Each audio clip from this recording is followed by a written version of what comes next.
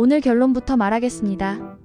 국세청 안내라는 문자 한 통에 링크를 눌렀다가 내 계좌가 털리고 휴대폰까지 악성 앱에 감염되면 손해는 순식간에 커집니다. 특히 연말정산, 환급, 신고 시즌에는 진짜 안내가 늘어나기 때문에 가짜가 더 설득력 있게 보입니다. 그래서 오늘은 딱 하나만 기억하면 됩니다.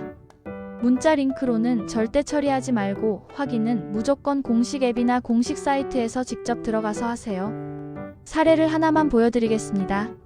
아침에 문자가 옵니다. 환급 대상입니다. 오늘 안에 확인하지 않으면 소멸됩니다. 또는 신고 미제출, 불이익 발생. 여기서 사람 마음이 흔들립니다. 소멸 불이익 오늘 안에 같은 단어는 머릿속에서 손에 계산을 먼저 돌려버리거든요.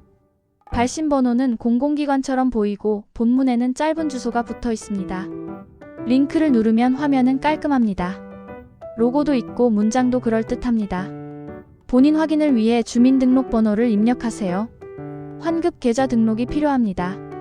보안 강화를 위해 인증 앱을 설치하세요. 바로 이 지점이 함정입니다.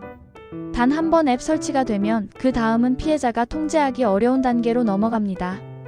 피해는 보통 2번에 걸쳐 옵니다. 첫 번째는 계좌에서 돈이 빠져나가는 손해입니다. 두 번째는 휴대폰이 장악된 뒤 이어지는 2차 피해입니다. 문자 인증이 가로채지면 피해자는 통장을 확인하기 전까지 아무것도 모를 수 있습니다. 그리고 여기서 사람들이 가장 많이 하는 말이 이겁니다. 나는 링크만 눌렀는데 왜 이렇게 됐지? 링크는 클릭 한 번이지만 그 뒤에는 권한 동의, 정보 입력, 악성 앱 설치라는 3단계가 숨어 있습니다. 사기꾼은 이 3단계를 한 화면에서 자연스럽게 이어붙입니다. 마치 정상 절차처럼 보이게요. 왜 하필 지금 이런 문자가 더 설득력 있게 느껴질까요? 지금은 실제로 세금 관련 안내가 많이 오는 시기이기 때문입니다. 사업장 현황 신고, 각종 신고 안내, 환급 안내 같은 말이 현실에서 자주 들리는 시즌이죠. 그러니까 사기 문구가 말이 되는 것처럼 보입니다. 사기꾼은 늘 사람들이 가장 바쁜 때, 가장 헷갈리는 때, 가장 불안한 때를 노립니다.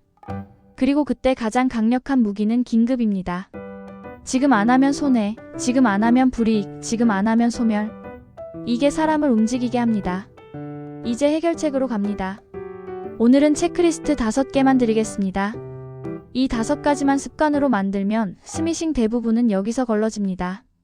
첫째, 문자 속 링크는 무조건 버리고 확인은 직접 들어가기로만 합니다. 홈택스나 손택스를 검색해서 직접 실행하고 알림이나 고지 내역을 그 안에서 확인하세요. 링크를 누르는 순간부터는 상대가 깔아놓은 길을 걷는 겁니다. 직접 들어가면 길을 내가 선택하는 거고요. 둘째, 설치하세요. 보안 앱 인증 업데이트 이 3단어가 보이면 일단 멈추세요. 공공기관 사칭 스미싱은 앱 설치로 끝내는 경우가 많습니다. 설치 직후에 연락처, 문자, 접근성, 알림, 화면 제어 같은 권한을 요구하면 특히 위험합니다. 정상적인 서비스는 이렇게 과도하게 권한을 요구하지 않습니다. 셋째, 사기 문구를 한 줄로 외우세요. 환급금 조회를 위해 개인정보가 필요합니다. 계좌 등록을 위해 비밀번호 입력이 필요합니다. 이런 흐름이 나오면 끝입니다. 공공기관이 문자로 개인정보를 즉시 요구하는 패턴은 경고 신호입니다. 중요한 건 개인정보 그 자체가 아니라 지금 당장 요구한다는 방식입니다. 넷째, 경제용어 하나만 기억합시다. 가산세. 기한을 넘기면 추가 부담이 생길 수 있다는 압박이 사람을 급하게 만들죠.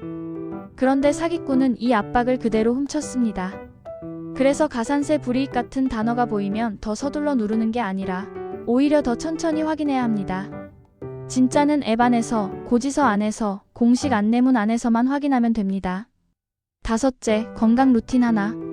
링크를 누르기 전에 호흡 3번만 하세요. 깊게 들이마시고 천천히 내쉬고 다시 한번. 사기의 핵심은 공포로 속도를 올리는 것이고 호흡은 그 속도를 끊어줍니다. 이건 정신론이 아니라 실전 기술입니다. 속도를 늦추는 순간 눈이 보입니다. 만약 이미 링크를 눌렀다면 여기부터는 후회가 아니라 차단입니다. 우선 와이파이나 데이터 연결을 끊고 최근 설치된 앱 목록에서 낯선 앱을 찾아 삭제하세요. 그리고 금융앱 비밀번호를 바꾸고 이체 한도를 줄이고 카드 결제나 소액 결제를 확인하세요. 가능하면 빠르게 상담센터나 금융기관에 연락해서 추가 피해를 막는 게 우선입니다. 피해는 초반 대응 속도에 따라 커지기도 하고 작아지기도 합니다. 이제 제도 요약을 한 줄로 정리합니다. 신고 시즌에는 진짜 안내가 늘어나서 가짜가 더 진짜처럼 보입니다. 이걸 이용한 게 국세청 사칭 스미싱이고 가장 흔한 함정이 환급, 신고, 미제출, 불이익 같은 단어로 사람을 급하게 만드는 방식입니다. 진짜는 공식 앱과 공식 사이트 안에 있고 가짜는 문자 링크에 있습니다. 이 문장만 기억하면 됩니다. 그리고 생활경제 파트로 이어가겠습니다. 스미싱을 피하는 것만큼 중요한 건 진짜 신고를 제때 깔끔하게 끝내서 불안 자체를 줄이는 겁니다. 불안이 줄면 사기 문구가 덜 먹힙니다. 나에게 해당되는 신고가 무엇인지, 내 수입과 지출이 어떻게 정리되어 있는지 이것만 정리해도 오늘 안에 확인 같은 말에 휘둘릴 확률이 확 떨어집니다. 절약 체크리스트도 아주 간단히 드리겠습니다. 첫째, 매출은 계좌 입금과 카드 매출 내역을 한 곳에 모아두세요. 둘째, 비용은 모든 영수증을 완벽하게 모으려 하지 말고 자주 쓰는 항목만 분류해도 됩니다. 셋째, 신고 시즌에 몰아서 하지 말고 주에 한 번만 10분씩 정리하세요. 이 작은 습관이 실수도 줄이고 불필요한 비용도 줄입니다. 특히 유튜브나 플랫폼 수입이 있는 분들은 한 가지를 더 기억하세요. 안내 대상이 넓어질수록 나도 대상일 수 있다는 느낌이 강해집니다. 그 느낌 자체는 정상입니다. 문제는 그 느낌을 이용해 가짜 링크로 끌고 가는 사람들입니다.